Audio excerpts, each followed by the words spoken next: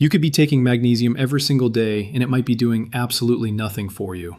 In fact, it could be sitting in your cabinet right now, the wrong form, the wrong dose, completely useless for what you actually need it for. And meanwhile, your belly fat isn't budging, your blood sugar is stuck, and you're wondering what the hell is going on. But here's what's even crazier. You could go to your doctor tomorrow, get your magnesium tested, and they'll tell you you're perfectly fine. Everything looks normal. But you're not fine. Your cells are starving for magnesium while your blood test is literally lying to you. And I'm going to show you exactly why that happens, and more importantly, what to do about it. Because if you're dealing with insulin resistance, pre-diabetes, type 2 diabetes, or you just can't lose that fat around your middle no matter what you try, there's a very real chance that magnesium, or the lack of it, is the missing piece. But only if you get this right. Only if you understand who needs it, which form actually works, and how much your body can actually use. Stick with me because in the next few minutes, I'm going to walk you through something most doctors won't tell you. How a simple mineral deficiency that doesn't show up on standard tests could be the reason your metabolism is stuck. And by the end of this video, you'll know exactly which form of magnesium to take, how much, when to take it, and what other nutrients you need to pair it with to actually see results. And real quick, if you're finding this helpful already, hit that like button and drop a comment letting me know where you're watching from. I love seeing where everyone's tuning in. All right, let's get into this. So first things first, how do you even know if you're low in magnesium when the standard blood test is basically useless? Because that's the trap most people fall into. They feel like garbage, they go get tested, doctor says everything's fine, and they walk away thinking it's all in their head. But it's not. Here's what's actually happening. When your doctor orders a magnesium test, that lab is checking the magnesium in your blood. Sounds logical, right?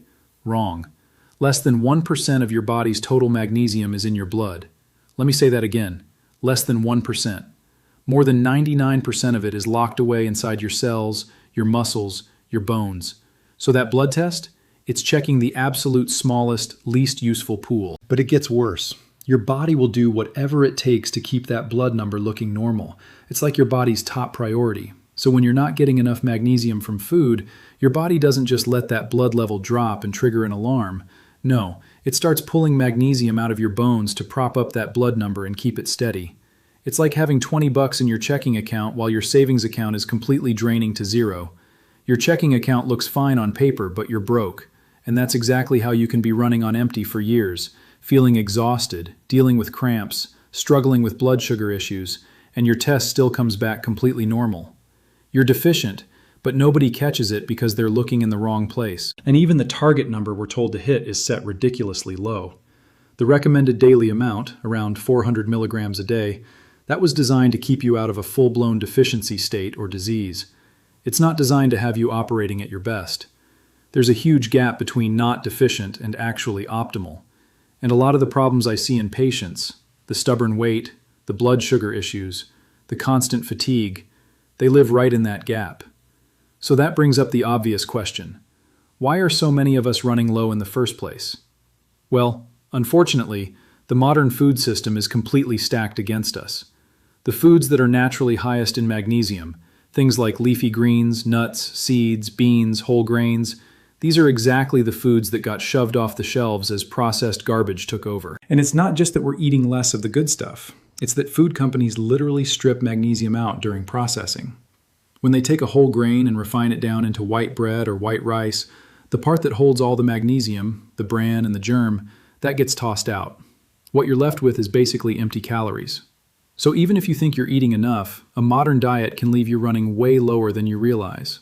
And then there's everything else that drains magnesium out of you. Chronic stress burns through it. Heavy alcohol use depletes it.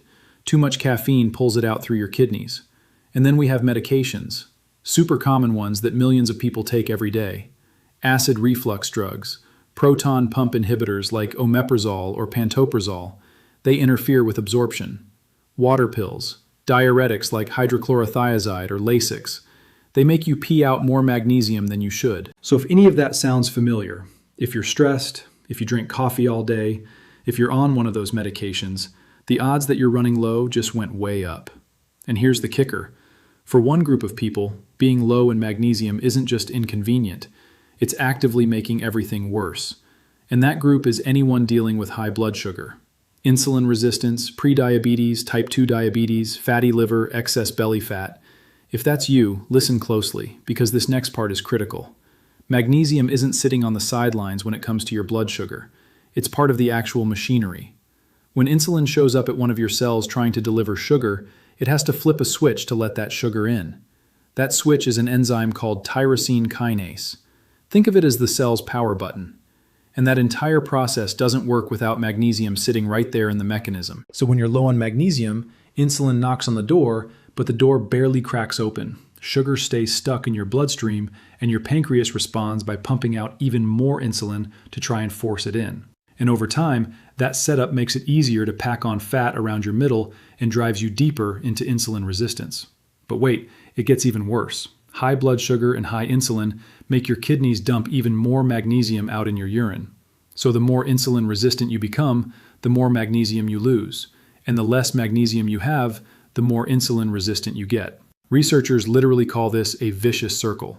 And I've seen this play out in patient after patient over the years. It's a downward spiral that feeds itself. And the research backs this up hard.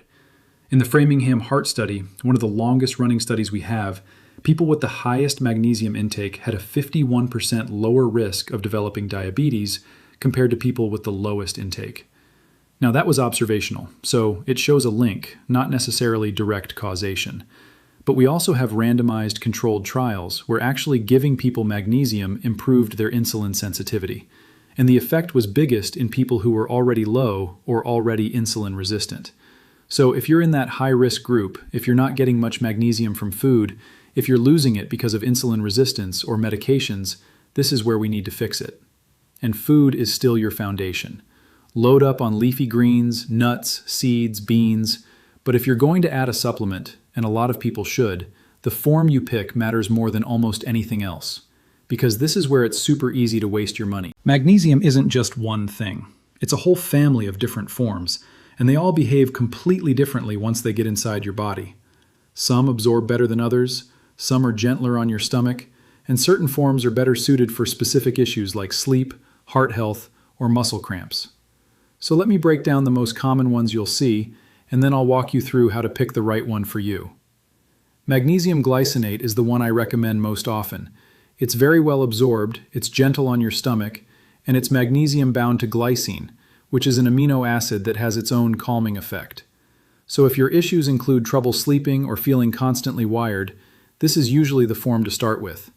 And since better sleep also helps stabilize blood sugar, you're getting a double benefit from one simple supplement. Now, if you're also concerned about heart health on top of insulin resistance, then magnesium taurate might make sense.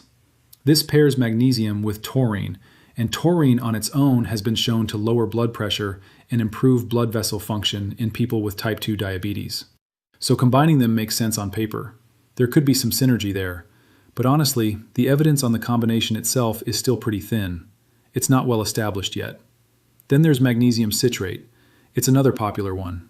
Pretty well absorbed at lower doses, and it's been shown to help lower blood pressure and A1C.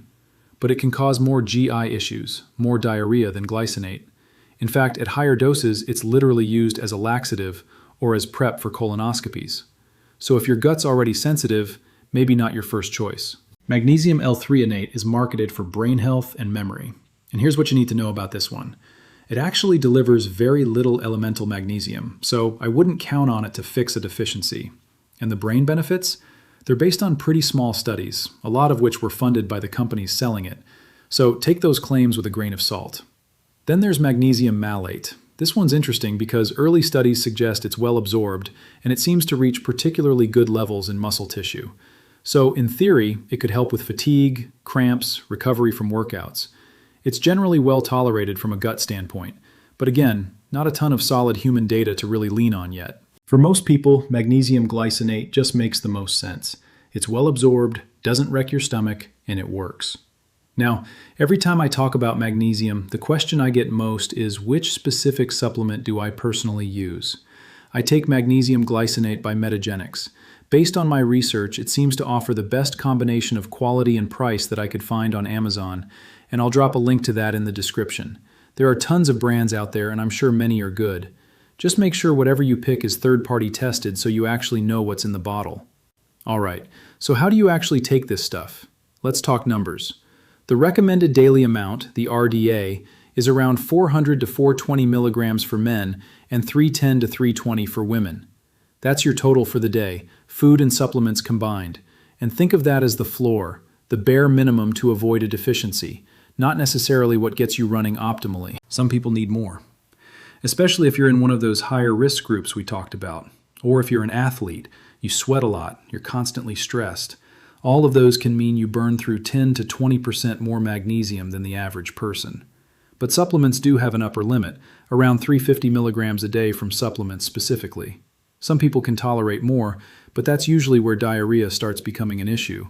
But that cap only applies to supplements. Magnesium from food doesn't count against it because your body clears the extra without any problems. And here's a practical tip. You actually absorb magnesium better in smaller split doses than one big dose all at once. So if you're taking more than 200 milligrams, ideally split it up throughout the day. And if you're taking it specifically for sleep, then take your dose in the evening. When you're looking at labels, make sure you're checking for elemental magnesium. That's the actual magnesium content. Don't get that confused with the total weight of the capsule or the compound. And the exact amount that's right for you depends on individual factors. Your kidney function, other health conditions, medications you're on, how much magnesium you're already getting from food. So definitely talk to your doctor about the best form and dose for your specific situation, because everybody's different. Now here's the last piece that a lot of people miss. Magnesium doesn't work alone. There are a few other nutrients it's closely tied to, and if you're low in those, they could be keeping your blood sugar stuck no matter what else you're doing. The big one is vitamin D. The connection between vitamin D and magnesium actually runs both ways. The vitamin D you get from a supplement comes in an inactive form. Your body has to activate it in two separate steps, and both of those steps require magnesium. So if you've been taking vitamin D for months and your levels just won't budge, low magnesium might be exactly why it's stuck. And it works the other way too. Vitamin D itself is tied to better insulin sensitivity. When researchers analyzed the big randomized trials, vitamin D supplementation cut the risk of prediabetes turning into full type 2 diabetes by about 15%. In fact, the 2024 Endocrine Society guidelines now specifically recommend vitamin D for adults with prediabetes at doses above the standard RDA to lower their diabetes risk. Another one that could help is fish oil, omega-3s. Fish oil mostly helps indirectly by reducing inflammation, and inflammation is one of the main drivers of insulin resistance. And just like with other supplements, but especially with omega-3s, dosing really matters. You don't want to take too much. I actually made a whole separate video breaking down that topic, and I'll leave a link to it in the description. All right, that's the full picture. Magnesium is one of the most underrated tools you have for managing blood sugar, insulin resistance, energy, sleep, all of it. But only if you're actually low, only if you pick the right form, and only if you take it correctly alongside the other nutrients that make it work. Get that right, and this could be the missing piece you've been looking for. Stay healthy, and I'll see you in the next one.